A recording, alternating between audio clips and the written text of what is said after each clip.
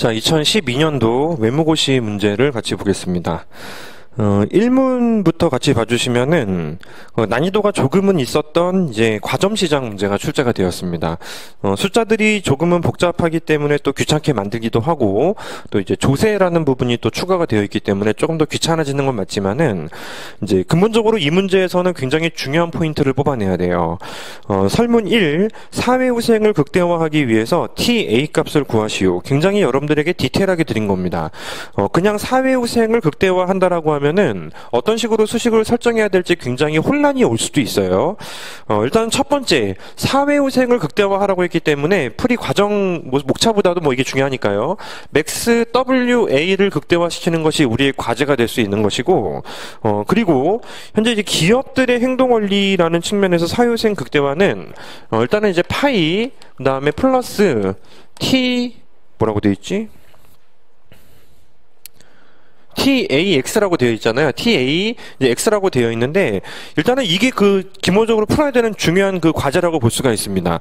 두 개의 기업은 현재 지금 꾸르노 경쟁을 하고 있어요. 꾸르노 경쟁을 하고 있는데, 그 와중에 사회후생을 극대화시키기 위해서 이제 TA를 구하기 위해서는 여기 TA를 변수로 달아두고 이 문제를 풀어야 될 거 아니에요. 이 문제를 풀어야 되겠는데, 보세요. 자, A 기업의 이윤이 있고, 또 이제 비용이라는 측면까지 이제 조세라는 부분까지 이제 가미를 해줬는데, 곰곰이 생각해 보면은 A 기업의 이윤은 만약에 조세를 내잖아요. 조세를 내면은 이윤에서 이만큼 조세를 내요. 근데 사회후생을 계산할 때에는 이만큼을 다시 더해줬습니다. 바꿔 말하면 어떤 경제 전체의 사회후생의 함수에는 기본적으로는 그 조세라는 부분이 플러스 마이너스 돼서 상쇄된다라는 것이에요. 기업이 정부로부터 보조금을 100을 받았습니다. 그 100은 계산할 때 고려하지 않는다는 것이 일단 기본적으로 매우 중요해요. 자, 두 번째는 기업의 이윤이라는 게 있고, 또 기업의 TAX라는 부분이 있지 않습니까? 따라서 이를 일단은 간단하게 풀어주시게 되면은, 봐요. TA라는 변수가 포함되어 있는 함수가 등장하게 될 것이고, 여기 TA가 있고, X 역시 마찬가지로 어떤 TA가 포함되어 있는 함수의 형태일 거 아니겠습니까? 상수라면은 미분해서 정답을 바로 찾을 수가 있지만, 함수라면은 우리가 지금까지 계속 이야기해오고 있는 부분이죠. 변수들이 컨트롤 가능한 변수들을 뒤에 숨겨두고 있다라면은 내버려둔 채로 미분을 할 수는 없다라는 것이죠. 따라서 모조리 밖으로 꺼낸 상태로 만든 다음에 미분을 진행해야 될 것인데, 그렇기 때문에 실제로 선행돼야 할 작업이 있는 것입니다. 이게 목표이지만 이를 위해서는 실제로 두 기업이 이제 서로 이제 그 보조금이나 조세를 고려해서 이제 반응을 하게 되면은 어떤 구조로 수식이 설정될 것인지를 찾아낼 수가 있게 되는 것이에요. 자, 첫 번째, 기업 A의 행동 원리와 기업 B의 행동 원리를 통해서 연립하면 X와 Y가 도출되지. 이 도출된 숫자를 놓고 보시면은 X, Y가 지금 TA가 포함되어 있는 그런 함수 형태로 나타나고 있습니다. 그러면 기업의 이윤식에 X에 TA가 포함되어 있는 거 맞죠? 그죠? 포함되어 있는 거 맞고, 이윤식에도 몇 개를 팔았는지가 중요하기 때문에 TA가 포함될 것이고요. Y 거까지 고려하게 되면은 가격이 나올 텐데, 가격에도 TA가 포함되겠죠? 그죠? 결국 이 문제 풀이 과정의 흐름이 중요하지만 처음에 여러분들이 접근하는 그 방식을 여러분들이 좀 캐치하는 것이 훨씬 더 중요해요. 다시 설명할게요. 이게 우리의 문제에서 주어진 목표입니다. 그러니까 얘를 두고 이거 찾으라는 것이기 때문에 이 문제를 풀면 되거든요. 이 목적식에 TA를 제외한 그 어떤 변수도 뒤에 숨겨져 있지 않은 상태에서 미분을 해야지 TA는 얼마 이렇게 나오게 되는 것입니다. 따라서 그를 위해서는 문제에서 설정된 꾸르노 균형이 필요하게 되는 것이고요. 꾸르노 균형을 찾는 작업, 사실 칠판에 적을 내용이 아닌 것 같습니다. 눈으로 좀 봐주시면, 기업 A의 행동 원리는 P 곱하기 X 마이너스 한계 비용이 1이기 때문에 X 마이너스 또 조세라고 한다면 마이너스 TA X가 되는 것이죠. 이 구조는 어려운 게 아니에요.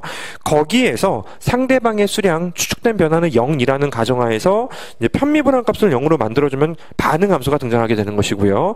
두 번째 기업은 조세가 없습니다. 또 반응 함수가 등장하게 되는 것이고, 연립하면 교점 균형이 나타나게 되는 것입니다. 그냥 이렇게 풀면 끝이에요. 이렇게 풀면은 바로 마무리가 되는 것이죠. 그래서 현재 지금 보시는 것처럼 꾸르노 정의를 간단하게 내려주시고요. 그 다음에 이제 x와 y를 ta가 포함된 채로 도출하는 것이 이제 기본적인 과제가 되는 것이고, 두 번째 목차로 넘어와서 이 문제를 푸시는 거예요. 두 번째 목차로 넘어와서 여기 해설지 적혀 있죠. 파이 a라는 부분이 이제 실제로는 이제 ta의 함수로 바뀌고, 이제 마찬가지로 x 역시 마찬가지로 적용하면은 굉장히 또 ta만 포함되어 있는 함수를 끌어낼 수가 있는 겁니다. 얘를 미분해서 0으로 만들어주는 것이 정답이 되는 거죠. 자, 조세냐 보조금이냐라고 물어봤으면 조세로 가정하고 음수가 나오면 보조금이다라고 답하시면 돼요. 뭐 처음부터 보조금이라고 가정하고 푸는 거는 뭐 별로인 것 같고요. 이제 조세로 가정하고 마이너스가 나왔으니까 보조금을 지급한다라고 이제 풀이를 할 수가 있는 겁니다. 따라서 칠판에 모조리 적진 않았습니다만 여러분들 머릿속에서 어떤 방향으로 문제를 풀어야 되는지에 대해서는 인지가 되었다라고 생각합니다. 무언가를 극대화시켜야 되는데 극대화를 시켜야 될 목적식 안에 내가 컨트롤할 수 있는 변수가 뒤에 숨겨져 있는 채로는 절대 답을 구할 수가 없다라는 기본적인 마인드가 여기서도 그대로 적용이 되는 거예요. 그러니까 이 문제 해설지를 보시면서 이 문제는 꾸르노 균형을 찾고 사이우생 극대화에 대입해서 미분하는 거야 라고 단순하게 머릿속에서 이제 풀이 과정만 떠올리지 마시고요. 이제 문제에서 이런 식으로 변수들이 주어져 있다라면은 어떤 식으로 풀어야 되지라는 방향을 확실하게 잡아주는 것이 필요합니다. 키포인트 안에 들어와서 이제 세 번째 줄 봐주시면요. 이제 정리하면은 사실 되게 단순해져요. 그러니까 보조금이나 조세를 고려하지 않은 기업의 이윤 극대화를 푸는 거나 다름이 없죠. 그죠? 두 번째 문제, 비국 기업도 이제 자신의 사유생을 극대화하기 위해서 수출세 또는 수출 보조금을 지급하려고 하고 있습니다. 수출세 또는 수출 보조금의 함수로 도출을 하라는 것인데요. 자, 이러면 사실 배점이 커졌어요. 커졌는데 조금 복잡해서 커진 것이지 이제 과정은 완전히 더 이제 뭐 똑같죠. 기업 A의 행동 원리는 여기 적혀 있는 것처럼 새롭게 도출할 건 사실 아니에요. 기업 B의 행동 원리에 TBY를 포함해서 다시 한번 진행할 뿐이죠. 그리고 나서 연립하면 정답입니다. 배점은 커졌지만 실제로 이제 계산이 조금 복잡해서 준 것이지 실제로 뭐 쓸말이 많진 않고요.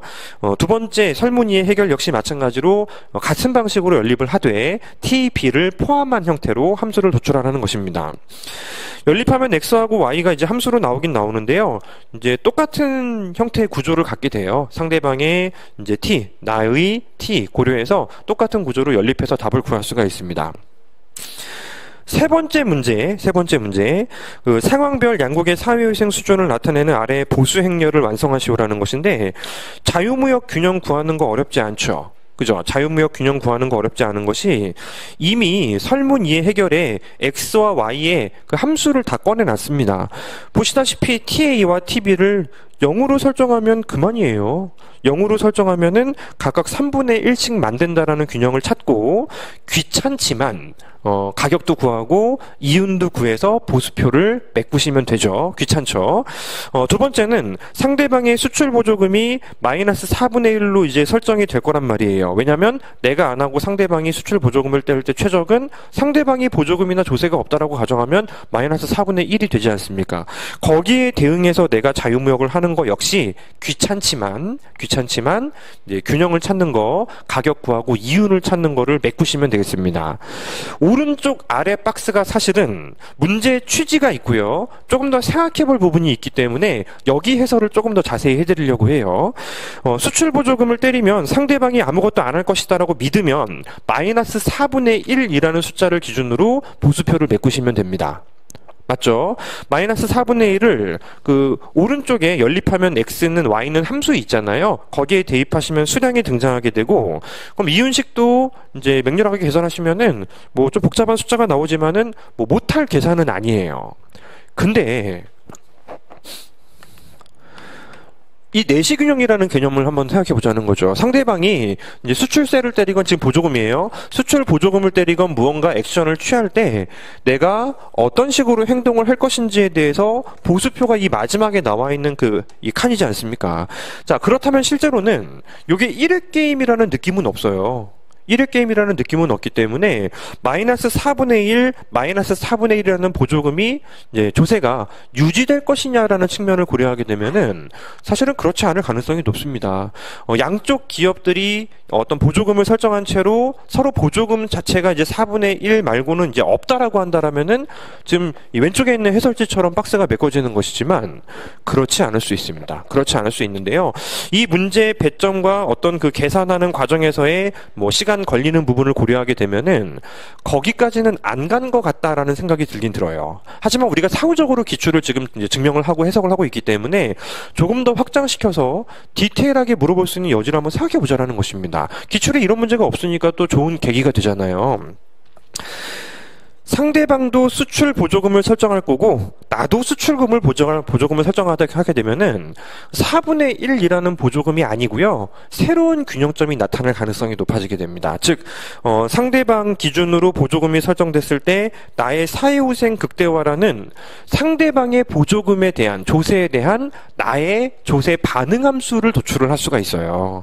그래서 약간의 지금 해설지상으로 좀 점검하실 부분도 있기 때문에 같이 좀 풀자면 사실은 뭐 비슷한 문제를 풀게 되는 것이죠. 자, 다시 이윤식을 한번 꺼내보도록 하겠습니다. 어떤 후생식을 꺼내보면요. A 국가는 이거를 극대화시키기 위해서 지속적으로 TA를 조절할 가능성이 높습니다. 왜냐하면 4분의 1이라는 보조금의 크기는 상대방의 보조금이 0일 때 도출되는 것이지 상대방도 보조금을 때릴 때 도출되는 숫자는 아니란 말이에요. 맞죠? 따라서 현재 지금 이 마이너스 x 마이너스 y가 지금 가격이고요. 거기 x를 곱한 것이 기본적으로 기업이 그 이윤이 되는 거죠. 복잡하게 플러스 ta 플러스 1 또 하는 거 하지 마시고 그냥 간단하게 여기에 마이너스 x까지만 적어놓고 이야기해도 충분히 복잡하기 때문에 여기서 한번 이야기를 해보시죠. x가 공통적으로 적혀있기 때문에 얘는 1 마이너스 x 마이너스 y에 x라고 단순화시킬 수가 있습니다. 그러면 실제로 여기에 x가 있고 여기 y가 있고 여기도 x가 있는데 ta라는 변수를 x와 y는 모두 뒤에 숨겨놓고 있지 않습니까? 그러면 위에 있는 수식 보세요. 바로 위에 연립하면 설문위의 해결 끝자락에 x와 y는 ta 얼마, tb 얼마 이런 식으로 나오고 있지 않습니까? 걔를 모조리 집어넣으시는 거예요. 그래서 자, 좀 일단 풀게요. x쪽은 3분의 1 마이너스 2ta 플러스 tb라는 형태로 변수들을 모조리 밖으로 꺼낼 수가 있게 되는 것이고, 자, y라는 자리는 3분의 1 마이너스 t 플러스지 a 마이너스 2tb라는 형태로 실제로 a라는 변수와 b라는 변수를 모조리 밖으로 꺼낼 수가 있습니다. 그리고 x라는 변수는 다시 한번 3분의 1 마이너스 2ta 플러스 tb가 되는데요. 자, 이제 보자는 거죠. 내가 지금 사회유생을 극대화시키는데 ta와 x와 y라는 좌표는 그 ta, tb에 의해서 이미 기업들 간의 경쟁에 의해서 결정이 되는 것이기 때문에 쭉 지속해서 수출 보조금을 형태를 때리고 있다라고 본다면 나의 어떤 후생극대화라는 목적식에 ta와 tb라는 변수가 모조리 모두 다 들어가 버리지 않았습니까? 근데 내가 컨트롤할 수 있는 변수는 보조금밖에 없을 것이고, 마치 과점 시장에서 내시 균형을 찾는 것처럼 이제 조세 또는 보조금 역시 계속 경쟁을 하다 보면 조정이 되어서 내시 균형이라는 게 나타날 수 있다라는 것이죠. 따라서 이 앞에 있는 거 그대로 적은 게 일단은 지금 보시다시피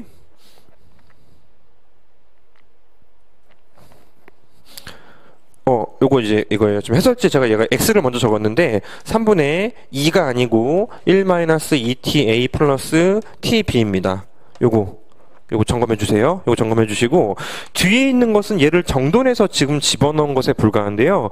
3분의 1 플러스 ta 플러스 tb라는 형태가 됩니다. 뭐 적으려고 안 했는데 제가 뭐 가볍게 점검하실 부분이 좀 생겼기 때문에 요거 1 아니고 2죠. 2.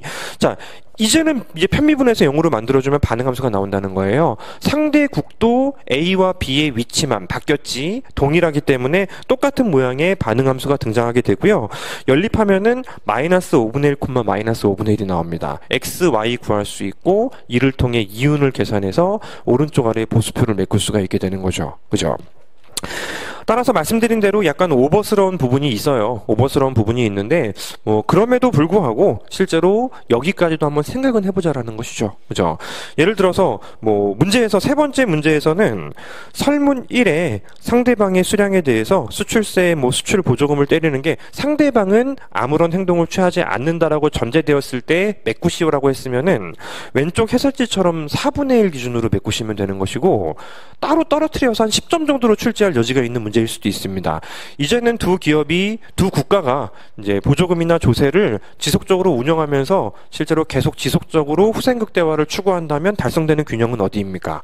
라고 하면 변수가 지금 바뀌었지만은 과점에서 문제 푸는 거하고 조금은 느낌이 비슷해지지 않습니까? 그래서 또 다른 숫자들이 이제 가로 안에 메꿔질 수도 있다라는 것, 여기까지도 한번 생각해 볼 수는 있다라는 거예요. 자, 그래서 이 설문 3의 해결이라는 측면에서는 조금 더 복잡하게 생각할 여지가 있기 때문에 해설지 이상으로 조금 담아봤고요. 해설지 이상으로 좀 설명을 드려봤습니다. 실제로 적으셔야 되는 내용이 오른쪽에 좀 길게 적혀 있는 내용은 약간 실전에서 좀 버거울 가능성이 사실은 높아요.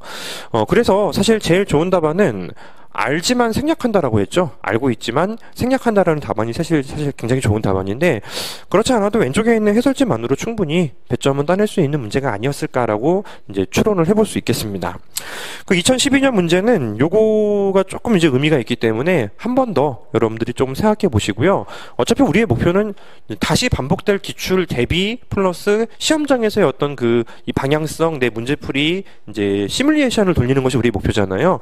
거기에 추가적으로 이론을 하나 더 했다라고 생각하시면서 점검하시면 되겠습니다. 2문 보시죠. 2문.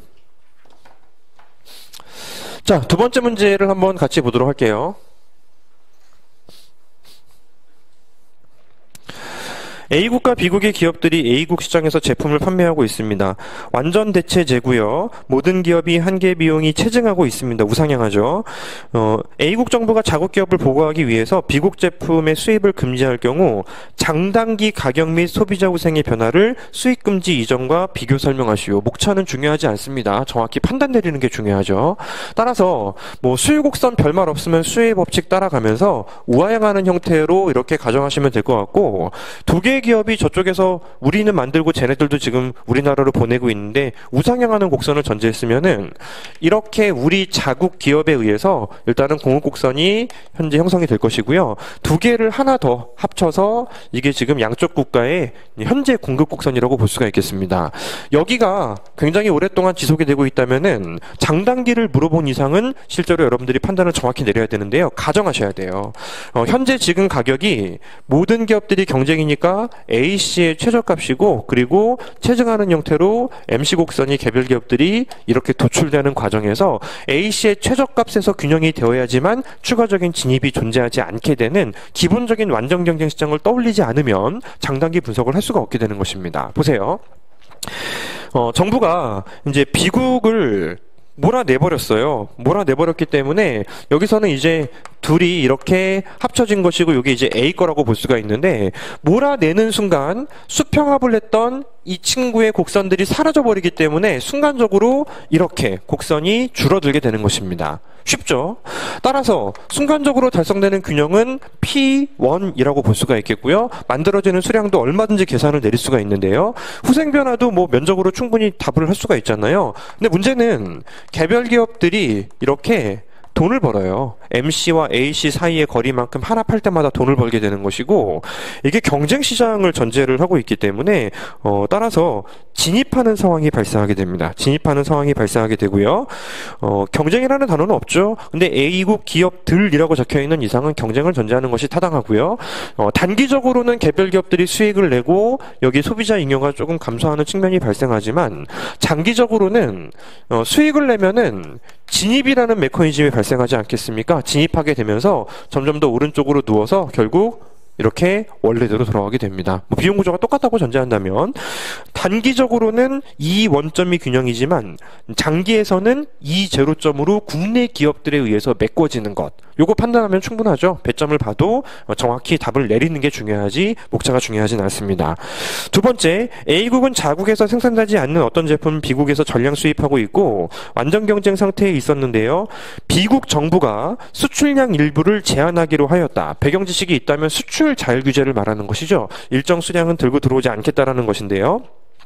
B국 기업들의 이윤과 A국 소비자 후생에 미치는 영향을 설명하시오. 1번 문제하고의 차이점이 좀 보이십니까? 1번 문제에서는 장단기를 나눠서 비교를 시켰지만 두 번째 문제에서는 그냥 답하라고 했습니다. 사실은 되게 애매한 측면이 생겨버렸어요. 장단기라는 측면이 이제 실질적으로 1번에서는 의미가 있지만 두 번째 문제에서는 그냥 수출 자율 규제를 물어본 것인가? 라고 이제 생각해 볼 여지가 조금 있죠. 따라서 전체 시장에서 수요 곡선은 우양하는 형태로 결정이 되어 있고 원래는 이랬다고요. 원래는 이제 B국에 의해서만 실제로 공급이 가능했던 케이스입니다. 1번 문제하고 완전히 별개의 문제죠.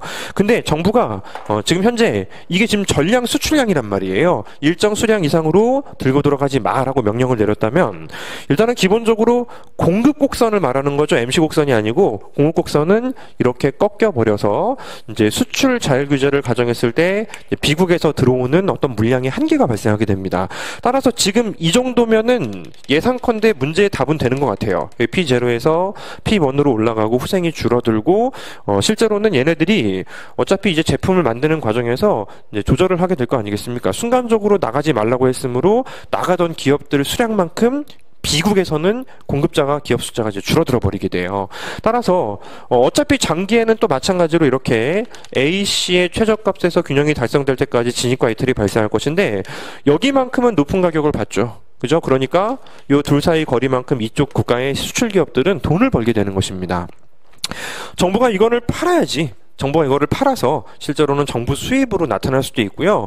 외무고시였기 때문에 더더욱 수출 자율 규제는 본국에서 발생하는 이익이 외국으로 넘어간다라는 측면, 요거를 이제 좀 적으시면 될 것 같습니다.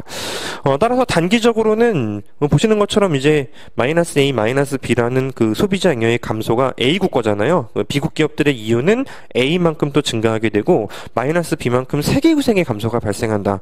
여기까지 물어보고 있는 것 같아요. 여기까지 물어볼 수 있는 것 같고 잘 들어보세요.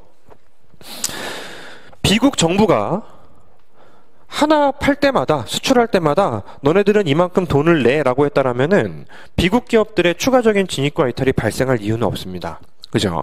근데 B국 정부 입장에서도 자, 우리들은 실제로 이만큼만 받으면 돼라는 상황이라면은 A국 정부에서 순간적으로 달성되는 가격이 지속이 안 될 수도 있어요. 이 문제의 취지하고는 좀 맞지 않는 것 같지만 상황을 좀 말씀을 드리는 거예요. 가격이 높아서 돈을 벌어요. P0면은 A씨의 최저값이기 때문에 이제 정상 이윤이에요. 높은 가격을 받고 있기 때문에 수출하는 기업들이 정부가 수출세라는 걸 때리지 않았다라면은 이제 돈을 벌 거 아니겠습니까? 그죠? 돈을 벌다 보면 서로 경쟁하면서 수출 단가를 낮춰줄 거예요. 물량만 제한이 있는 것이지 단가가 떨어진다라면은 의외로 장기에서는 이곳이 균형이 될 수도 있는 것이에요. A라는 부분이 다시 이제 A국으로 다시 돌아와 버릴 수도 있게 되는 것입니다. 따라서 단기적으로 분석을 하는 것이 문제의 취지라고 판단을 하고 있지만 조금 더 길게 물어볼 수도 있다는 거죠. 장기적인 측면을 조금 더 언급할 가능성도 한번 생각을 해보자라는 것입니다. 따라서 제법 괜찮은 문제입니다. 실제로 현실적인 측면을 고려해보세요. 자, 나 B국 기업이에요. 저쪽에 수출 규제를 하고 있죠. 근데 이제 팔 때 돈을 더 벌어요. 그러니까 다른 기업들도 우리나라에 막 제안을 합니다. 우리나라에 수입 업체들 있을 거 아니에요. 우리가 단가 좀 낮춰드릴게요. 오케이. 아니, 우린 더 낮춰드릴게요. 가능하죠? 어디까지 낮아집니까?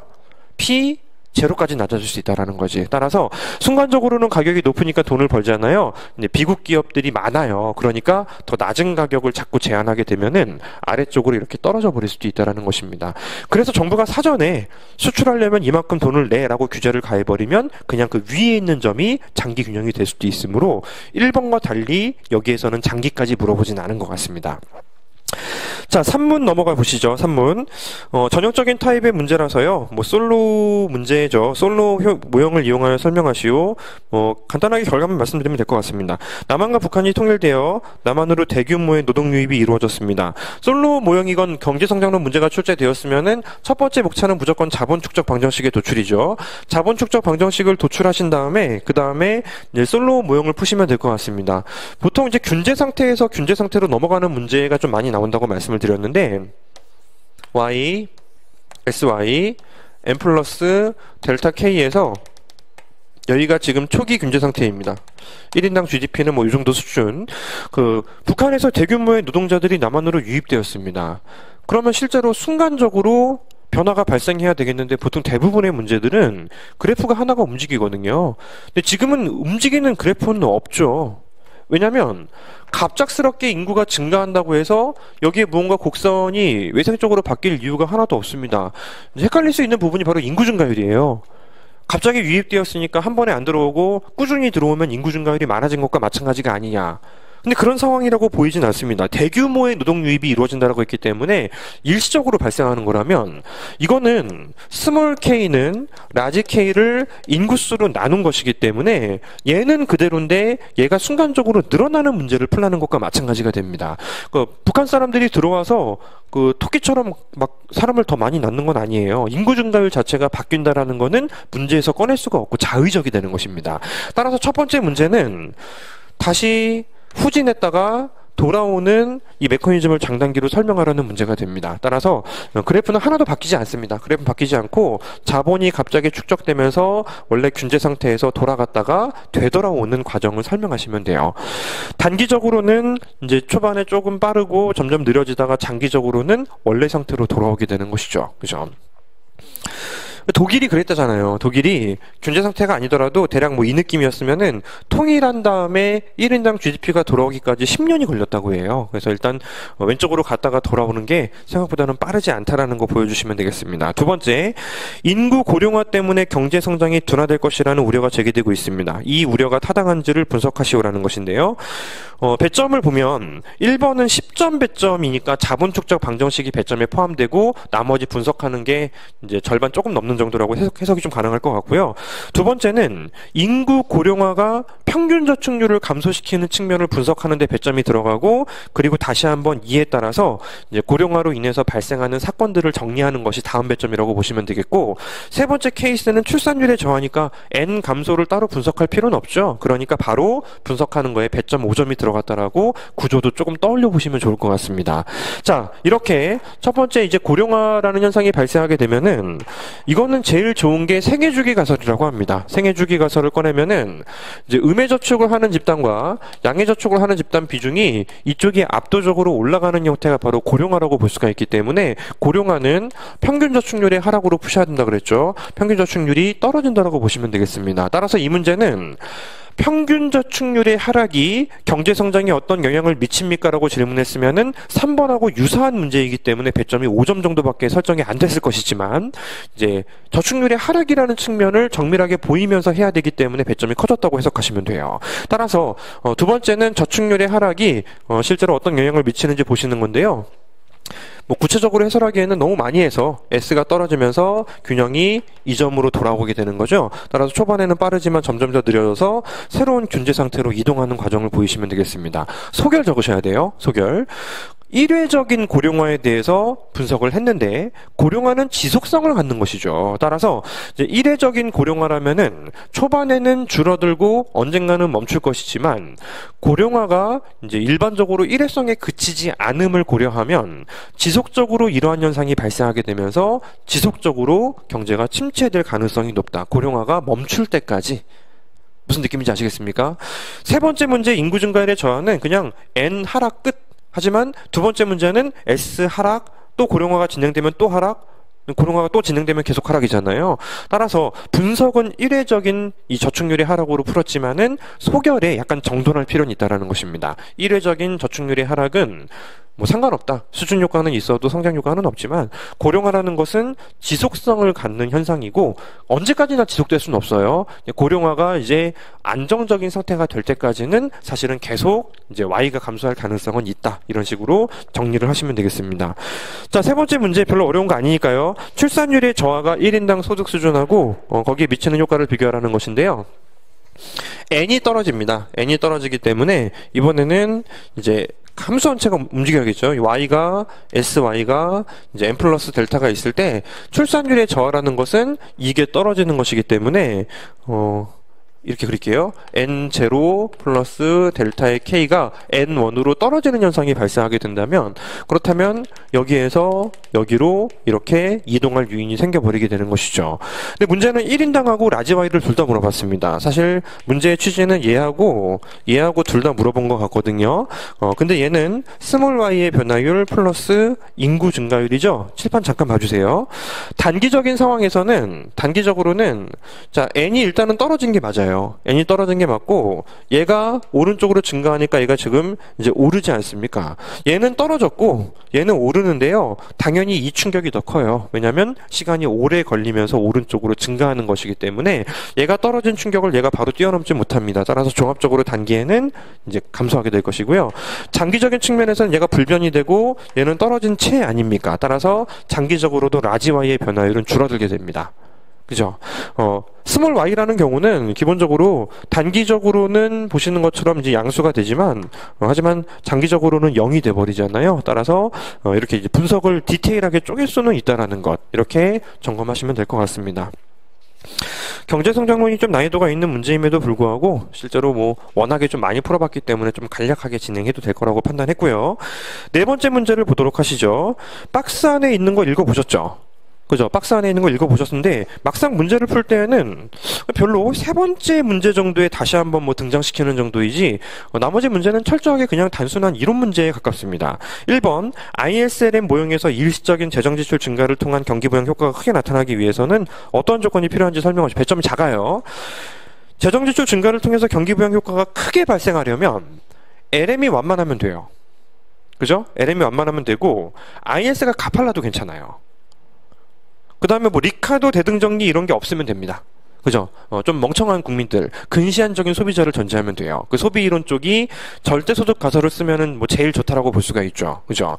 따라서 단순하게 생각하면은 LM이 완만하면 되고 IS가 가팔라도 되고 RET가 없으면 된다. 배점이 이제 5점밖에 안 됐기 때문에 아주 디테일하게 서술을 할 수는 없습니다. 거기에 이제 제가 여러분들에게 좀 부탁드리는 것은 LM이 완만하면 된다가 아니고 LM이 완만하면은 왜 효과가 커지는지를 설명하시는 것이 조금 의미가 있지 않냐라는 것이에요. IS가 이동해도 구축 효과가 작게 발생하니까 IS가 이동했을 때 가팔아서 구축 효과가 작게 발생하니까 사실 이 두 개는 몰면 구축 효과가 실제로 작게 발생하는 케이스를 나열한 거나 마찬가지가 됩니다. 물론 나열식으로 해도 상관없어요. 얘는 또 다른 견해죠. 처음부터 IS가 멀리 가지 못하게 만드는 힘이 없을 것이라는 조건이란 말이에요. LM 곡선이 완만하려면 어떤 일이 있으면 돼요? 화폐 수요의 이자율 탄력성이 크거나 화폐 수요의 소득 탄력성이 작으면 되는 것이죠. 그죠? IS 곡선이 가파르려면 제일 쉽게 꺼낼 수 있는 거는 경제의 불확실성 때문에 투자의 이자율 탄력성이 작으면 되는 것이죠. 그죠? 피구효과 가속도 원리는 원래 있는 거를 더 완만하게 만드는 거라서 좀 애매하긴 합니다. 뭐 그런 것들이 존재하지 않는다라고 적으면 괜찮죠. 두 번째, 정부 부채의 증가가 경기 부양에 도움이 되지 않을 것이라는 견해도 있습니다. 이 견해를 설명하시오. 자, 리카도 대등 정리를 고려하게 되면은 정액세를 가정하면 IS가 불변이에요. 맞아요? 정부 부채의 증가가 발생하게 되면 일단 기본적으로 그 감세라는 부분이 증세라는 부분이 발생할 여지가 생기고 그럼 IS가 불변이 될 수도 있는 것이고 정부 부채가 많아지면서 실질적으로 경기 부양에 도움이 되지 않는 게 정책을 펼쳐도 효과가 좀 줄어들 가능성이 높다라는 거잖아요. 민간들이 실제로 합리적으로 다음 기회에 빚을 갚을 것이다라고 생각하면은 가외적 저축을 증가시키면서 IS를 왼쪽으로 보내는 힘을 만들어 버릴 수가 있다라는 것입니다. 따라서 이제 RET 견해를 전제하게 되면은 뭐냐면은 IS가 이제 상쇄되는 효과가 발생하기 때문에 불변이라는 개념보다도 정책의 효과를 상쇄시키는 방향으로 민간들의 행위가 작동될 것이다. 적으시면 될 것 같고, 뭐 통화론자 이야기를 해도 괜찮죠. 조세를 공채로 대체해봐야 구축 효과가 발생하고 총수의 변화가 미미하다라고 적으셔도 되고요. 경기 부양에 도움이 되지 않을 것이다라는 건 사실 여기 적혀 있는 거를 반대로 적어도 상관은 없습니다. LM이 가파른 경우 또는 이제 IS가 완만해서 좀 애매한 경우도 있을 수가 있다라는 거죠. 정부 부채의 증가가 오히려 경기 회복의 발목을 잡을 것이라는 위 신문 기사의 견해에 대해서 평가하시오. 이미 앞에서 다 했죠. 앞에서 한 거를 이번에는 저 위에 있는 개념을 통해서 점검하시라는 것인데, 이제 국민 총저축이 감소하면서 이자율이 상승하고 가계 부채가 굉장히 큰 경제를 지금 가정하면요. 2016년 기준으로 1200조고 지금은 1500조를 넘었다고 하잖아요. 그렇다면은 이제 이자율의 상승이라는 게 기본적으로 발생할 수 있기 때문에, 따라서 이제 투자가 구축될 가능성이 상당히 높다. 이론을 하나라도 꺼내면 괜찮은 답안이죠. 따라서 불확실성이 증가하게 되고, 투자 옵션 모형에 따르면은 투자 감소, 랜덤워크 예비적 저축 가설에 따르면은 소비가 감소할 수 있기 때문에 실제로 이게 빚잔치가 부메랑이 되어 돌아온다라는 측면 자체가 실제로는 초기부터 효과가 좀 없어질 수 있다라는 근거가 될 수도 있다라는 것입니다. 신문 기사는 투자 및 소비의 저하로 경기 회복의 발목을 잡을 것이라 판단한 것이기 때문에 소비, 투자 쪽에 포커스를 맞춰서 점검을 하시면 큰 무리는 없을 거라고 판단이 되는 거죠. 그죠?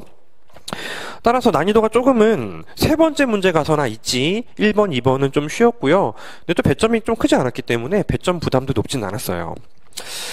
자, 뭐 난이도가 좀 있었죠. 오히려 이 해에는 행시 쪽보다는 외무고시 쪽이 조금 더 난이도가 높았습니다.